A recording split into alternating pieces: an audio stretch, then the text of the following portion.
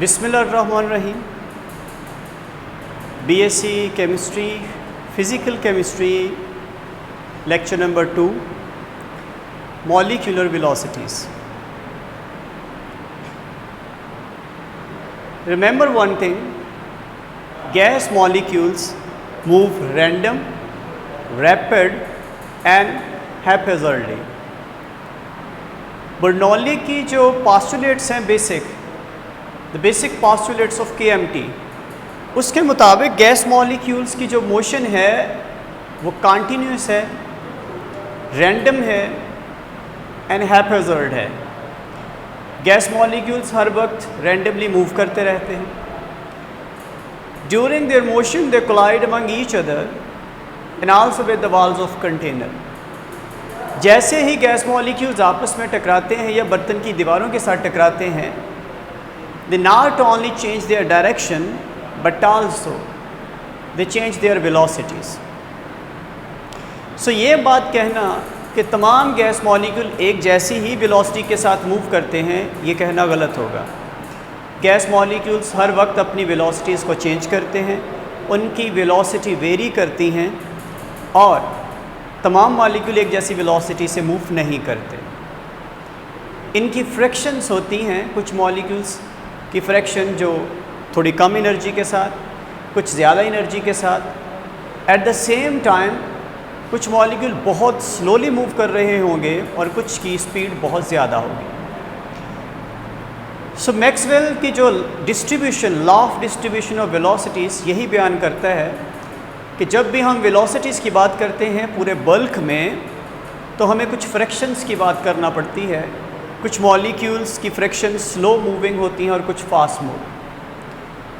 Ultimately velocities के बारे में कुछ एक्यूरेट कहना ये दुरुस्त नहीं होगा। मॉलिक्यूल की वेलोसिटी को एक्सप्लेन करने के लिए डिफरेंट टाइप ऑफ कॉन्सेप्ट्स पेश किए गए, डिफरेंट टाइप ऑफ वेलोसिटीज़ को हम डिस्कस करते हैं। यहाँ पे हम मॉलिक्यूलर वेलोसिटीज़ की 3 अक़साम को डिस्कस करेंगे। One is root mean square velocity, second is average velocity and third is most probable velocity. तो सबसे पहले हम रूट मीन स्क्वायर वेलोसिटी की बात करते हैं। इन रूट मीन स्क्वायर वेलोसिटी इसकी जो फाइनल इक्वेशन 3RT/m है।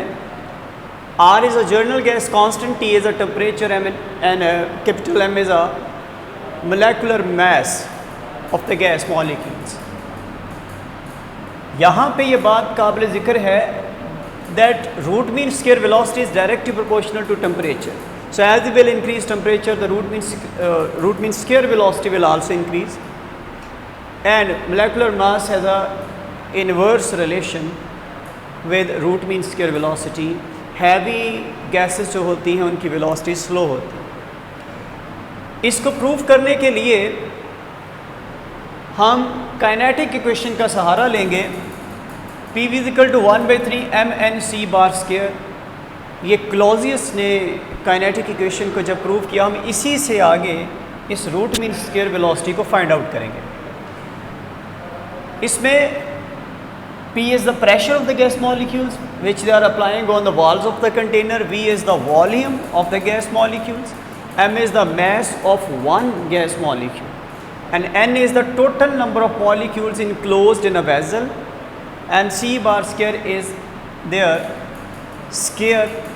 mean square velocity। It is mean square velocity of gas molecules। जिस वक्त हम 1 मोल की बात करेंगे तो 1 मोल में हमें पता है total number of molecules are equal to the Avogadro number. So this small n will be equal to Na, that is Avogadro number, having value 6.02 10⁻23। Replacing n with Na, now at the left side there is a PV, we will replace it with RT। According to general gas equation, PV is equal to nRT। For 1 mole, PV is equal to RT। So comparing these two equation number 1 and equation number 2, left is equal to left, right will be equal to right, and here it is। Now the product of mass of one particle and Avogadro number, it becomes molecular mass. So यहाँ पे हमने molecular mass put की, क्योंकि small n एक molecule की mass है, Na is the total number of Avogadro number of particles. So the mass of one mole of the gas will be equal to the product of given mass of one particle and the Avogadro number. Capital M, that is the molecular mass. So 1/3 mc bar square is equal to RT. 3 उस side पे multiply होगा, m उस side पे divide हो जाएगा. Taking the root of this we get this one. This is called root mean square velocity. Root mean square velocity, and the root of 3 is equal to 1.732 RT over m. So this is the root mean square velocity. Second is average velocity.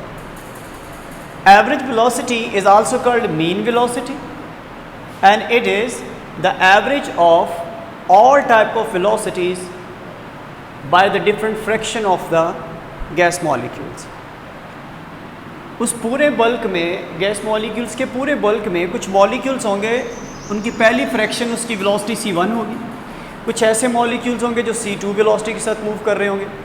Some one will be moving with velocity c3 and c4 and so on. While n is the total number of the molecules which are exhibiting the kinetic motions. So this is the average velocity. सो इस equation को, इसकी value को find किया था Maxwell ने. So Maxwell's law of distribution of velocities को अगर हम यूटिलाइज़ करें तो हम इस इक्वेशन को डायरेक्ट फाइंड आउट कर सकते हैं.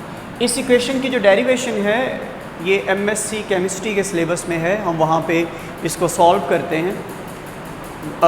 Maxwell's law of distribution of velocity से इसको सॉल्व किया जाता है, लेकिन बीएससी में इसका सोल्यूशन नहीं है आपके सिलेबस में, तो हम डायरेक्ट पुट करते हैं. Average velocity is equal to 8 RT over pi m root. Here 8 and pi are constants, they are taken out of the root. और जैसे इनकी वैल्यू को हल किया जाएगा 1.59 and RT over m. So ये थी हमारी average velocity और mean velocity. And at the end we have most probable velocity. Most probable velocity का मतलब ये होगा, जैसे कि मैंने पहले बताया, गैस मॉलिक्यूल जो है उनकी डिफरेंट फ्रैक्शंस होती हैं. कुछ फ्रैक्शंस, एक फ्रैक्शन में मौजूद मॉलिक्यूल की स्पीड स्लो होगी, दूसरे में उससे ज़्यादा, तीसरे में उससे ज़्यादा, एंड सो ऑन.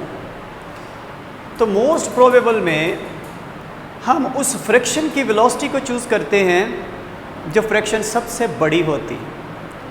यानी मेजॉरिटीज़ अथॉरिटी का जो रूल है यहाँ पे अप्लाई किया जाएगा. हम पूरे बल्क की वेलोसिटी दर हकीकत उस सबसे बड़े ग्रुप की वेलोसिटी को कंसिडर करेंगे जिसकी नुमाइंदगी सबसे ज़्यादा होगी. सपोज दैट हमारी एक फ्रैक्शन उसमें 2 मिलियंस हैं, दूसरी फ्रैक्शन में 3 मिलियंस हैं, तीसरी फ्रैक्शन में 8 मिलियंस हैं, चौथी फ्रैक्शन में 1 मिलियन है. तो इन 4 डिफरेंट वेलोसिटीज़ में से जो वेलोसिटी 8 मिलियन मॉलिक्यूल्स की होगी हम उसको बोलेंगे most probable velocity, and that will be the final velocity of whole bulk. So that is equal to 2 RT over m. 2 root को सॉल्व करें 1.44 RT over m. So ऐसे हमने तीनों वेलोसिटीज़ की बात की. तीनों वेलोसिटीज़ को हमने अब कंपेयर करना है. So first up is root mean square, second is average, third is most probable. Root mean square velocity is equal to 1.732 RT over m root, 1.59 RT over m root,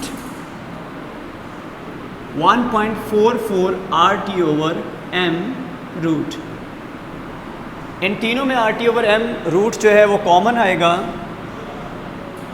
आप direct इनको लिख सकते हैं इस तरह. इसका मतलब ये हुआ जो सबसे ज़्यादा वेलोसिटी होती है वो रूट मीन स्क्वायर है, and after that average velocity, और सबसे कम जो वैल्यू होगी वो मोस्ट प्रोबेबल वेलोसिटी की वैल्यू होगी. So this was kinetic velocities. So BSc syllabus तक या बीएससी के लेवल पे हम इतना ही सॉल्व करते हैं. जबकि बड़ी क्लासेस में हम मोस्ट प्रोबेबल को भी फाइंड आउट करते हैं और इस इक्वेशन को भी सॉल्व किया जाता है, that is from the law of distribution of Maxwell's law of distribution of velocities. तो हमारा आज का लेक्चर ख़त्म होता है। अल्लाह हाफ़िज़।